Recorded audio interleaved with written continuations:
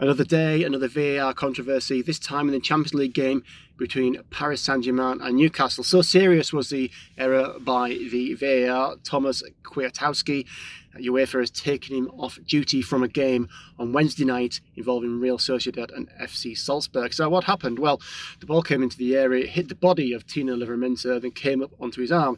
Now, the referee, Simon Marciniak, one of the best in the world, chose not to give the penalty, but the VAR sent him to the monitor. It was overturned. Kylian Mbappé scored the goal. It finished 1-1. Now the group qualification is in PSG's own hands. So Newcastle United going to feel hugely aggrieved. So UEFA clearly feel it was an error. So why is it an error? Now, it's not the deflection off the body. It's the fact that Livramento's arm was in a position which was expected for his body movement. Now, contrary to some reports, there is no automatic exemption in any part of the law, including UEFA competition, that if the ball hits the body first and deflects onto the arm, then that rules out a handball offence. That's simply not the case.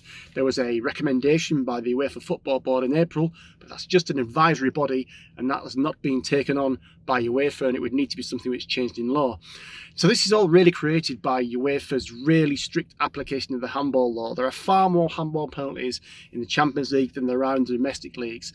For instance, there are 4 times more penalties in the Champions League than there are in La Liga, and La Liga is the strictest domestic league, and there are nearly 4 times as many penalties in the Champions League compared to the Premier League, which has the most lenient approach. Now, because you have such a strict application, that obviously leads to referees looking at certain incidents, and if the arm is away from the body in any way whatsoever, then the VAR may feel they really have to penalise that and send the referee to the monitor.